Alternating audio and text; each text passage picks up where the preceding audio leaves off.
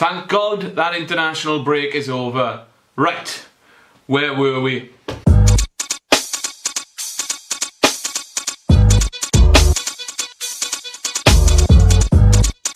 Hello and welcome to the Fantasy Football Fix. I am Richard from the Dipsy Dudes, and Fantasy Football is back after a 2-week break, and oh, how things have changed. The transfer window has closed, new players have come to the league, old players have moved to new clubs, and we'll be looking at the players who featured on deadline day and seeing which ones could be possible options for your team going forward. But first, let's go back in time, way back, to check out the Game Week 3 Dream Team.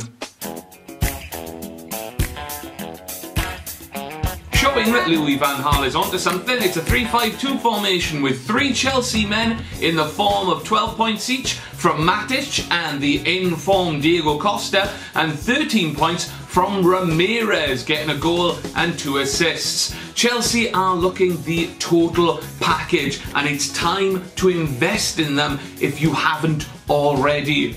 2 Swans players got in the midfield of both the Game Week 3 and overall Dream Team for the season, with the ever-popular Sigurdsson and maybe the best bargain in the game right now, Nathan Dyer. How hasn't Nathan Dyer got an England collar? Honestly, if he was playing for anyone but Swansea, he would have by now.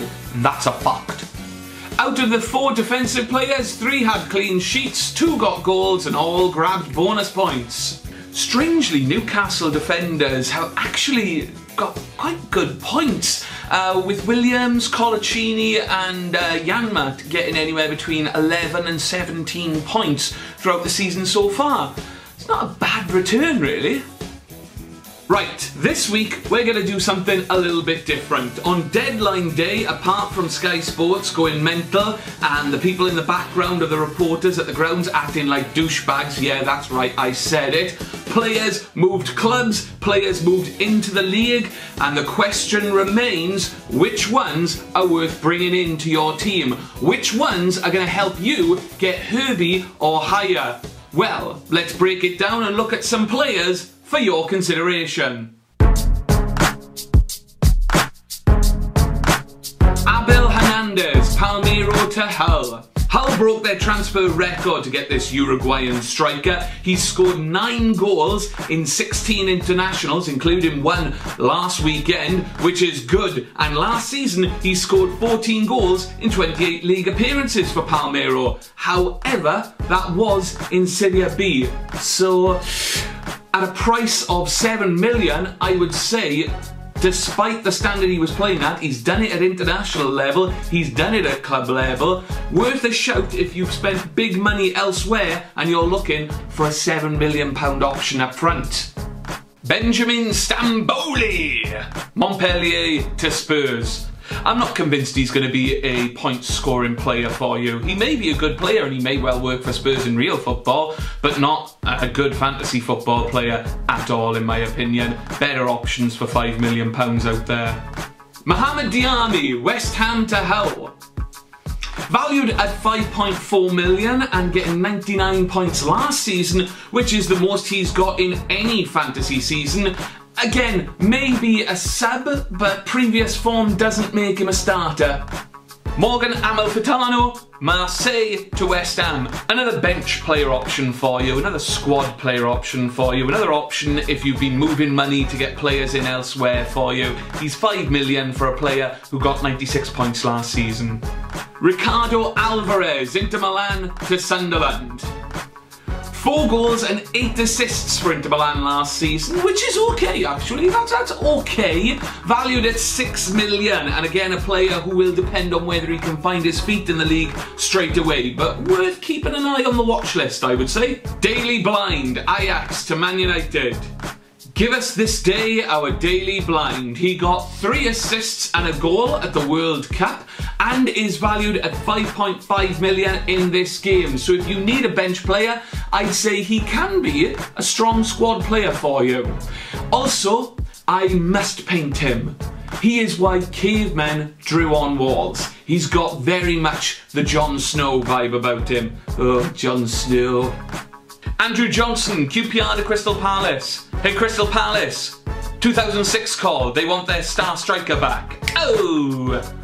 Yeah, seriously, no consideration for this one at all. I don't even think he'll take the penalties this time round. Zeki Friars, Tottenham to Crystal Palace. 4.4 million, but wary of what game time he'll get. Played a total of 401 minutes last year, scored 16 points. Don't worry about him. James MacArthur, Wigan to Crystal Palace. He got 82 points while playing for Wigan in the Fantasy League a couple of years ago. He's 5.5 million, and again, he's a bench player at best. Modo Barrow, Östersunds to Swansea. Won't get in front of Boney or Gomez, no need to discuss it. Sandro, Tottenham Hotspurs to QPR. 58 points is the best he's managed in a fantasy football season over 2 years ago. Will he do better for QPR? Maybe. He's 4.9, so maybe a budget option if you've moved money elsewhere to accommodate more expensive players. Gaston Ramirez, Southampton to Hull. Will be looking to get back in the form that he showed 2 years ago when he got 88 points from 5 goals and 4 assists. Maybe if he links up with the new man Hernandez, he could be magic. He's another 5.5 million option for your bench at the moment, but keep an eye on the watch list for this one. Nick Powell, Manchester United to Leicester. I hope he gets a game, as I think he could be a strong young talent, but not convinced yet, unfortunately. He's 4.9 million, so maybe worth on the watch list, maybe even a possible bench spot, but not just yet for him. Toby Alderweireld, Atletico Madrid Southampton, a product of the Ajax Academy and a man capped by Belgium 35 times. Not known as a goal scorer and needs to try and capture his form from Ajax as things really stalled at Madrid. Keep an eye on. Tom Cleverley, Manchester United to Aston Villa. I don't know what he is. That's right, I'm throwing in both selector references in 2014. Come join me on this journey. Seriously though, what is he? I don't think he's attacking midfielder. I don't think he's a creative midfielder. I don't think he's a box-to-box midfielder. He's definitely not a midfield general. He is just one of these new generation of midfielders who sits in the middle of the park, and he has a 99% pass completion rating because all he does is pass the ball side to side, 6 feet either side of him, left to right. He has scored a couple of absolutely stunning goals in the past. I remember 2 specifically against Newcastle and Hull in the past couple of years.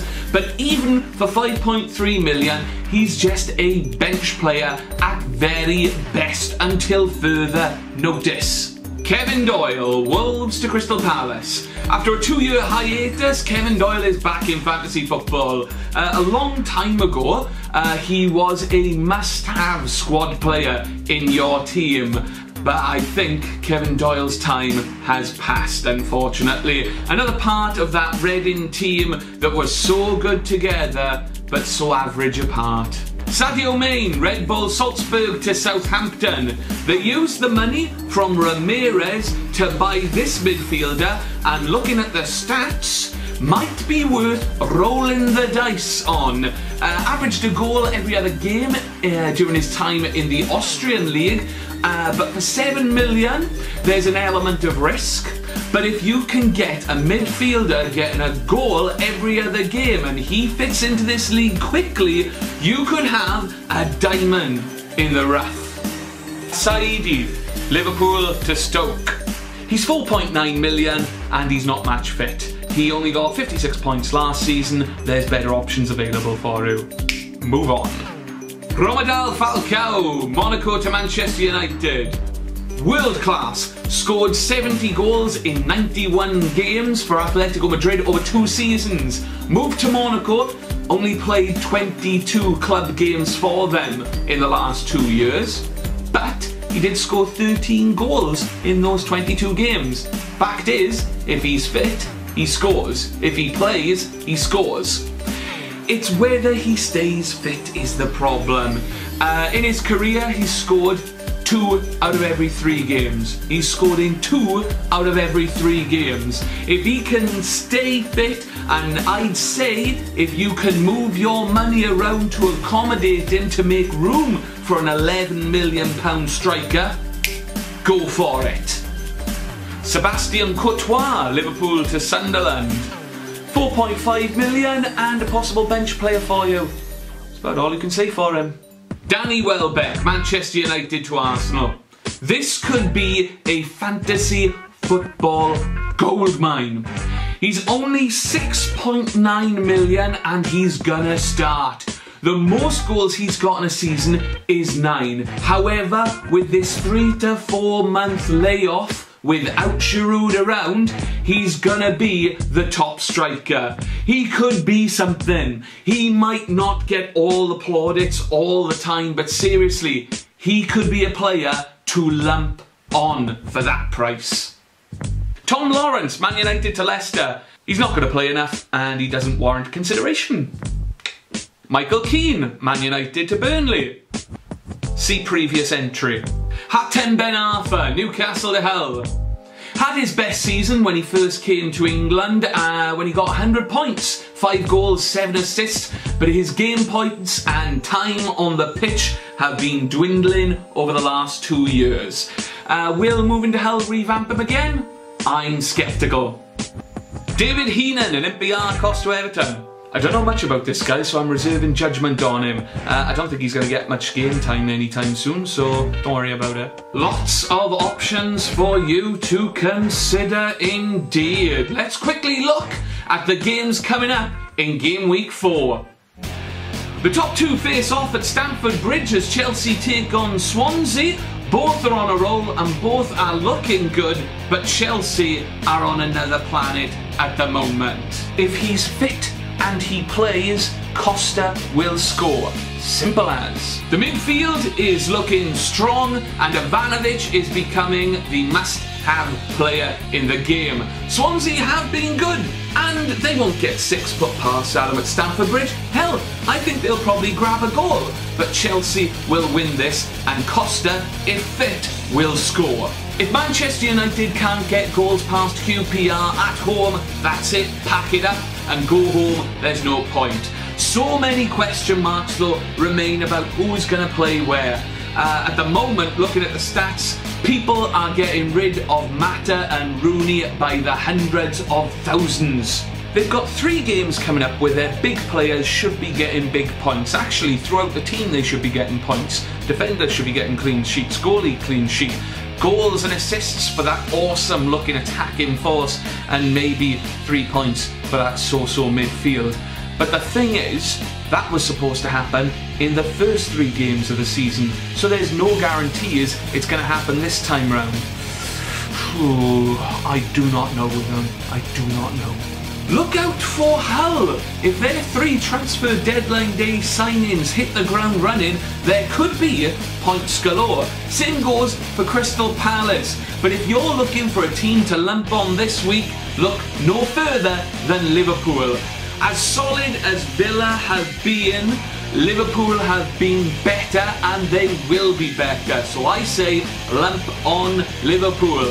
If you're looking though for a left field shout player this week, look no further than Alua at Leicester. He's got 2 in 3 and I fancy him to make it 3 in 4.